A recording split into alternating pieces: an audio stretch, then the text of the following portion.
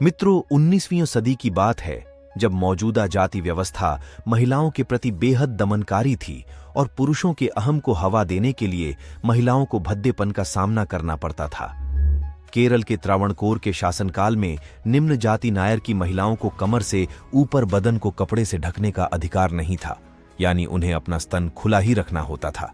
ये महिलाएं अर्धनग्न अवस्था में न रहकर यदि कपड़े से अपना स्तन ढकती थीं तो उन्हें ब्रेस्ट टैक्स देना होता था। जी हां, ब्रेस्ट टैक्स, जिसे मूलाक्रम कहा जाता था। यह बात और ज्यादा शर्मिंदा करने वाली है कि यह ब्रेस्ट टैक्स महिलाओं के स्तन के आकार के आधार पर लिया जाता था। स्तन का आकार जितना बड़ा, टैक्स उतना ही अधिक होता था। वास्तव में ब्रेस्ट टैक्स निचली जाति की महिलाओं के लिए अपमानजनक था, क्योंकि इस कारण दूसरों के बीच सम्मानपूर्वक जीने के अधिकार से वंचित थीं। ब्रेस्ट टैक्स उनकी गरिमा और गोपनीयता पर हमला था। नंगेली और उसका पति एक छोटे से तटीय गांव छेरथला में रहते थे। वे खेतीहर मजदूर के रूप में काम करते थे और नारियल के पेड़ों से रस एकत्र करते थे। नंगेली दलित थी, एजावा समुदाय से थी। उसने न केवल अपने लिए बल्कि सभी श्रमिक दलित महिलाओं के लिए आवाज उठाई। उनके विरोध ने उनके क्षेत्र में विद्रोह की चिंगारी जलाने में मदद की। नांगेली ने महसूस किया कि उनके समुदाय के साथ अन्याय हो रहा है। टैक्स के बोझ के कारण उनके पास दिन के अंत में खाने के लिए मुश्किल से मुट्ठी भर चावल का इंतजाम हो पाता था। आसपास की महिलाओं की स्थिति दिन प्रतिदिन दयनीय होती जा रही थी और नंगेली का अन्यायपूर्ण और अपमानजनक टैक्स के खिलाफ गुस्सा फूट पड़ा। पति से बात की और निर्णय लिया कि किसी न किसी को तो आवाज उठानी ही होगी। पति ने नांगेली के विरोध में साथ देने का फैसला लिया और अगले ही दिन से नांगेली अपना स्तन ढकने लगी। नंगेली का यह कदम सामंतवादी समाज के पुरुष को उनके मुंह पर करारे तमाचे जैसा था। बात आगे पहुंची और फिर नांगेली और उसके पति से ब्रेस्ट टैक्स की मांग की जाने लगी। 1 महीने बाद अधिकारी टैक्स लेने घर आ धमके नांगेली का स्तन मापा गया।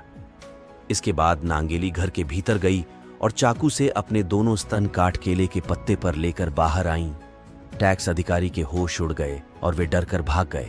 कुछ देर बाद ही नांगेली की मृत्यु हो गई, लेकिन उनके इस साहसिक कदम ने समाज की अन्य महिलाओं को हिम्मत दी।